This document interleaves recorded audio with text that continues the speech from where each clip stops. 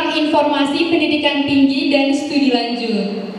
Nah, kenalan dulu nih Kak. Perkenalkan, nama saya Mahir Chandra ini dari kelas 12 MIPA 3. Perkenalkan, nama saya Wizi Mega Utami dari kelas 11 MIPA 5. Nah, hari ini kita akan ngobrol-ngobrol bersama Bapak Soedi selaku Wakil Kepala Sekolah Bagian Hubungan Masyarakat. Saya ingin bertanya nih Pak, apa sih tujuan dan fungsi pendidikan menengah? Baik, terima kasih. Assalamualaikum warahmatullahi wabarakatuh. Ya, salah satu tujuan pendidikan itu yang sudah tercantum di dalam pembukaan Undang-Undang Dasar 1945 di ayat yang keempat tertulis bahwa bangsa Indonesia harus atau dapat mencerdaskan kehidupan bangsanya. Nah, maka dari itu tujuan yang sudah termaktub itu harus dilaksanakan oleh pemerintah, dan pemerintah dalam hal ini Presiden melalui Menteri Pendidikan dan Kebudayaan itu mengeluarkan peraturan atau aturan tentang teknis bagaimana caranya mencerdaskan kedua bangsa itu. Satu di antaranya adalah lahirnya Undang-Undang Pendidikan, Sistem Pendidikan Nasional. Yang kedua turunannya adalah Peraturan Pemerintah Nomor 17 Tahun 2010. Nah, itulah yang menjadi dasar penyelenggaraan pendidikan di Indonesia yang bertujuan secara umum untuk meningkatkan kehidupan bangsa. Itu paling nanti berkaitan dengan studi lanjut, bahwa di dalam PP 17 tahun 2010 tentang penyelenggaraan pendidikan, bahwa pendidikan menengah, karena kita ada di SMA maka pendidikan menengah itu memiliki salah satu kuncinya adalah meningkatkan kesiapan fisik dan mental para peserta didik untuk kata kunci di sini untuk studi lanjut atau hidup di tengah-tengah masyarakat. Karena memang lulusan SMA itu pilihannya adalah studi lanjut sebetulnya, dan berbeda dengan sekolah kejuruan. Itu mengenai studi lanjut.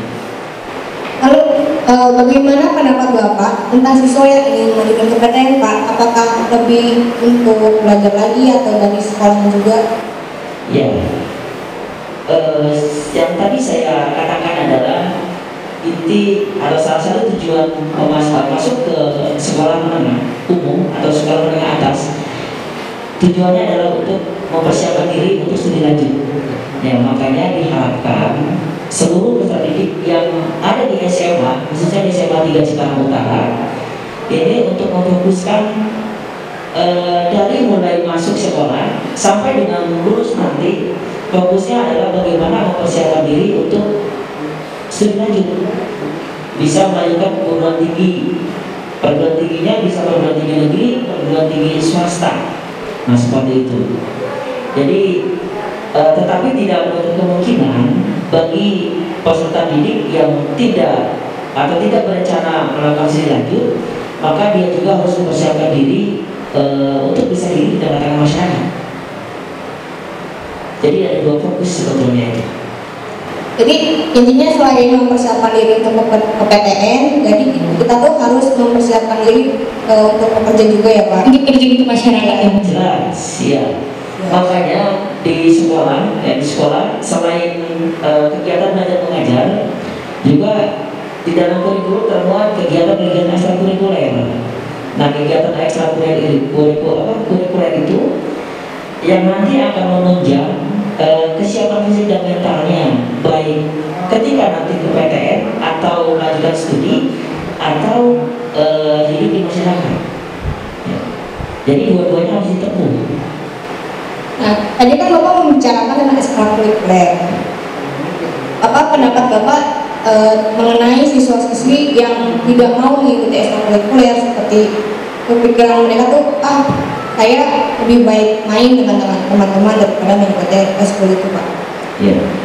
Nah, berkaitan dengan hal tersebut, saya kira sangat rugi sekali.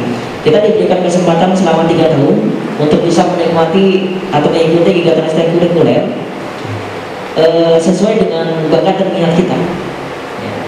Ada fasilitas, tetapi tidak kita gunakan. Itu rugi sekali. Dan memang di dalam dunia pendidikan ini hasilnya itu tidak akan langsung terasa hasilnya itu. Tetapi nanti 5 tahun, 10 tahun yang akan datang, hasil pendidikan kita saat ini biar kita rasakan. Tidak seperti kita makan cabai ya, makan gorengan, makan cabai kan langsung terasa pedasnya seperti itu. Tidak seperti itu. Nah, saran kami dari sekolah, silakan seluruh peserta didik masuk ke ekstrakurikuler yang sudah ada di sekolah. Manfaatkan itu semua. Kembangkan diri, kembangkan kemampuan, kembangkan skill yang nanti akan berguna pada waktu yang akan datang. Ini betul memang sifatnya penunjang, tetapi ya penunjang yang wajib kita lakukan. Ya. Tapi kan Bapak sudah mewajibkan setiap siswa untuk mengikuti ekstrakurikuler ya Pak. Ada siswa yang tidak mau, itu solusi apa yang dilakukan sekolah agar siswa ini mengikuti ekstrakurikuler gitu Pak? Oke. Yang pertama, saya selalu berpikir positif. Kemungkinan yang bersangkutan belum memahami bagaimana fungsi dari kegiatan-kegiatan Anda yang di sekolah, tujuannya apa, dan kebermanfaatannya untuk yang bersangkutan itu apa. Ya, makanya dari kami melalui bidang kesiswaan itu harus membuat literasi, harus meliterasi atau mengedukasi seluruh peserta didik tentang kebermanfaatan dari kegiatan-kegiatan yang ada, sehingga nantinya tujuan dan fungsi pendidikan terkait dengan studi lanjut ini bisa dicapai dengan baik, Masuk ke perguruan tinggi negeri juga itu bisa dilakukan melalui jalur-jalur dari kegiatan-kegiatan ekstrakurikuler seperti itu. Selanjutnya nih Pak, bagaimana animo siswa-siswi SMA 3 Cikarang Utara untuk melanjutkan perguruan tinggi? Oke. Untuk animo dari tahun ke tahun kita selalu ada peningkatan yang yang menginginkan mengikuti studi lanjut. Misalkan pada tahun ini tahun 2020 ada sekitar 82 alumni SMA 3 Cikarang Utara yang sudah masuk ke perguruan tinggi negeri. Kalau jumlah 82 itu kita persentasekan, kurang lebih ada sekitar 23,97% lulusan angkatan tahun 2020 itu masuk ke perguruan tinggi negeri. Belum lagi nanti ke perguruan tinggi swasta yang lainnya. Dan itu pun harus dikalkulasi juga. Saya selalu memiliki keyakinan setiap tahun paling tidak antara yang melanjutkan studi lanjut ke perguruan tinggi baik negeri maupun swasta dengan yang hidup di masyarakat itu antara 60% itu melanjutkan ke perguruan tinggi baik perguruan tinggi negeri maupun perguruan tinggi swasta. Yang sisanya 40% ini kan lupa-lupa. Ada yang memang bekerja, ada yang membantu orang tuanya, ada yang mengelola usaha orang tuanya, bahkan ada juga yang menikah. Ya, itu dari tahun ke tahun peminat ke perguruan tinggi selalu meningkat. Saya sebagai kelas 12 nih Pak, mewakili. Saya mau nanya, gimana sih cara sekolah untuk meyakinkan kita untuk melanjutkan ke PTN gitu Pak? SMA 3 Cikarang Utara dari semenjak peserta didik itu masuk ke sekolah, maka sudah diberikan pemahaman bahwa Anda masuk ke sekolah, masuk ke SMA ini salah satu tujuannya untuk studi lanjut. Makanya program dan kegiatan kita untuk mencapai studi lanjut itu terus kita gulirkan. Yang pertama diberikan pemahaman dulu. tujuan, ya tujuan setelah lulus. Menentukan tujuan dari setelah lulus ini bukan ditentukan pada saat yang bersangkutan akan lulus, tetapi kita lakukan pemetaan pada saat si anak mulai masuk ke SMA. Nah, dari situ dilakukan pemetaan. Nanti dari pemetaan itu maka kita berikan rekomendasi kegiatan-kegiatan yang mendukung kegiatan atau mendukung pencapaian studi lanjut. Misalkan kita perkenalkan berbagai universitas negeri maupun swasta yang dekat-dekat dulu dengan kita, yang dekat-dekat dulu dengan kita,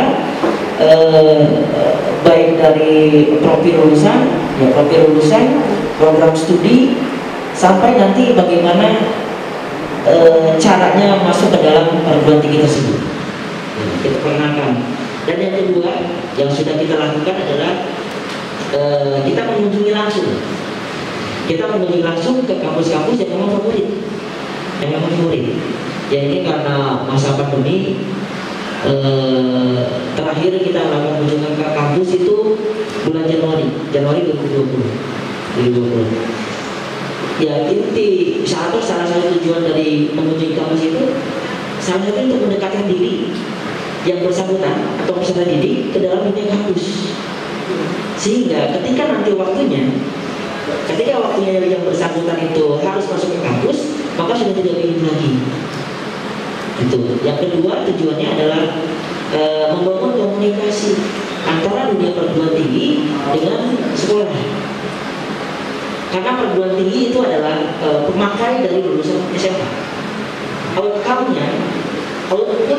Output dari sekolah itu digunakan oleh para perguruan tinggi.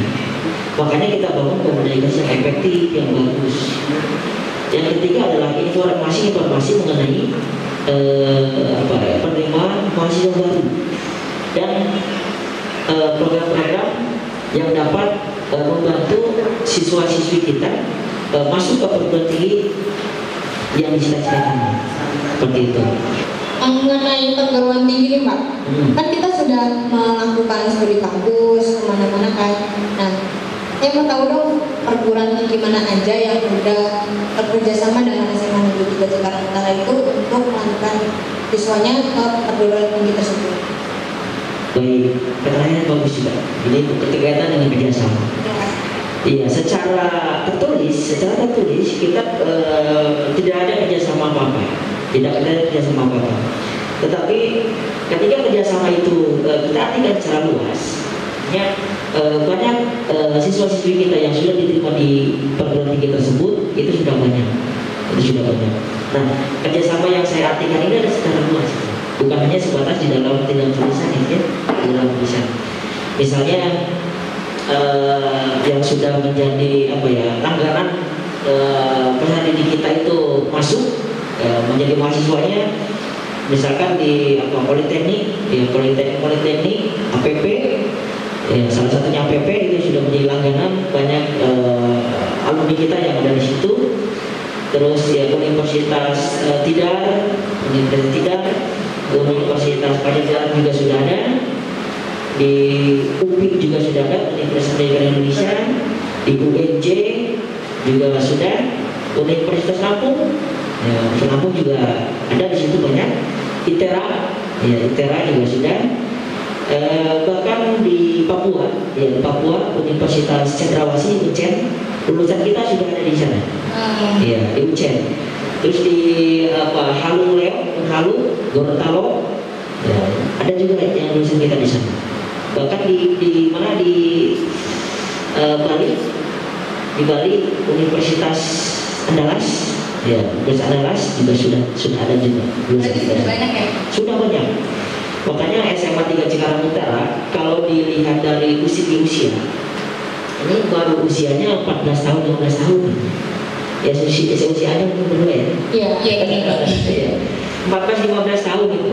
Tetapi jangkauannya skup atau dunia perguruan tinggi yang sudah diraih oleh alumninya itu sudah tersebar di Indonesia. Jadi SMA 3 Cikarang Utara bukan hanya jago kandang gitu ya. Buktinya sudah banyak bahwa alumni kita mampu bersaing di dunia perguruan tinggi ingin di tingkat nasional. Ini Pak, apakah Bapak dapat memastikan bahwa siswa-siswi dapat mencapai perguruan tinggi yang dia inginkan? Untuk memastikan, saya yakin untuk memperkirakan bisa ya, untuk memperkirakan bisa. Kita punya banyak peluang-peluang untuk bisa menjajaki perguruan tinggi yang memang favorit. Kuncinya adalah pada penilaian. Kuncinya ada pada penilaian. Misalkan melalui jalur seleksi nasional masuk perguruan tinggi negeri, itu kan melalui nilai rapor. Nah, kurvanya atau perolehan nilainya itu kan harus naik terus. Itu yang pertama. Yang kedua adalah indeks sekolah. Ya, indeks sekolahnya juga harus bagus. Nah, untuk yang penilaian yang dicapai oleh peserta didik itu sendiri, maka nilai-nilai yang diperolehnya itu harus di atas KKM. Misalkan KKM kita 75, si X dapat 75, standar atau di atas grade-nya? Standar, karena sesuai dengan KKM kan? KKM. Tetapi kalau KKM kita 75, yang bersangkutan dapat 80, itu maka prestasinya di atas KKM. Nah, hal-hal semacam itulah yang harus dipersiapkan oleh para peserta didik. Balik lagi ke siswa-siswinya ya Pak? Ya, sangat kembali kepada peserta didiknya. Makanya dalam setiap dalam kegiatan keseharian di dalam KBM kita belajar mengajar, seharusnya seluruh peserta didik itu fokusnya ke sana. Bukan lagi fokusnya saya bisa lulus, yang penting lulus. Tetapi fokusnya adalah saya lulus, tetapi nanti bagaimana saya bisa studi lanjut ke perguruan tinggi favorit sesuai minat saya. Itu motivasinya seperti itu. Dan saya yakin ketika memiliki motivasi semacam itu, peluang ke perguruan tinggi negeri favorit yang sudah dicita-citakan dapat dicapai. Makin besar peluangnya. Semakin besar. Dan ini pun tidak menutup kemungkinan kepada siswa-siswi atau pendidik yang memang latar belakangnya kurang mampu. Karena di pemerintah sudah memberikan subsidi kepada peserta didik yang akan melanjutkan kuliah ke perguruan tinggi baik negeri maupun swasta karena keterbatasan pembiayaan. Dengan keadaan ekonomi yang tidak mampu, maka pemerintah sudah mensubsidi itu dan melalui program yang disebut dengan bidik misi. Jadi bagi anak-anakku, para peserta didik yang secara ekonomi saat ini berada di dalam kurang mampu, ketidakmampuan itu, jangan berkecil hati. Kuncinya adalah satu, Anda berprestasi, ikut seleksi masuk ke perguruan tinggi negeri, diterima di sana melalui jalur bidik misi. Jadi abad 21 ini tidak ada istilah orang tidak bisa sekolah, orang tidak bisa kuliah, orang tidak bisa lulus perguruan tinggi, orang tidak bisa menjadi sarjana hanya terkendala karena biaya. Pemerintah sudah memberikan solusinya itu semua. Jadi Pak, di masa pandemi ini kan biasanya sebelum pandemi studi ke perguruan tinggi. Apakah ada program dari sekolah untuk sekolah memperkenalkan perguruan tinggi di masa pandemi ini Pak? Baik, untuk kegiatan-kegiatan yang sifatnya keluar di masa pandemi ini kita belum dibolehkan. Nah, solusinya adalah supaya kita tetap bisa mengakses dunia perguruan tinggi. Yang pertama, kita harus aktif berselancar di dunia maya. Bukan hanya WA-an gitu ya, Facebookan gitu. Tetapi kita pun harus membuka web atau situs-situs perguruan tinggi. Cari informasi ya. Mencari informasi, googling. Nah, ini juga berkaitan dengan subsidi kuota dari pemerintah. Lumayan besar itu subsidi kuotanya. dan itu bisa digunakan untuk berselancar dengan ria di dunia maya untuk mencari kampus-kampus yang memang kita minati seperti itu. Jadi walaupun dengan adanya pandemi, maka kegiatan sekolah berhenti, tidak seperti itu.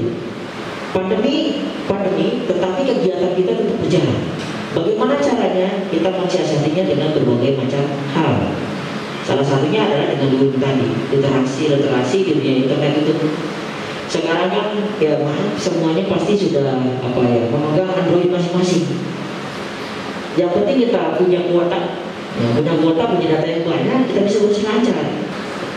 Jangan sampai menjadi katak di dalam burung gitu. Tahunya di situ aja. Tapi kita harus keluar. Ya. Iya Pak. Jadi intinya sebisa apapun kalau kita niat ya kita semangat pasti kita bisa ya Pak. Iya. Ya. Sekian dari kami, terima kasih Pak Hendy atas waktunya. Semoga pembicaraan kita ini bermanfaat ya Pak, dan dapat memotivasi untuk seluruh siswa-siswi SMAN 3 Cikarang Utara untuk mengejar perguruan tinggi yang dia cita-citakan. Oke teman-teman, terima kasih untuk waktunya. Jangan lupa di like, comment, and subscribe. Jangan lupa di share ke media sosial kalian. Oke, tetap di Fitara TV.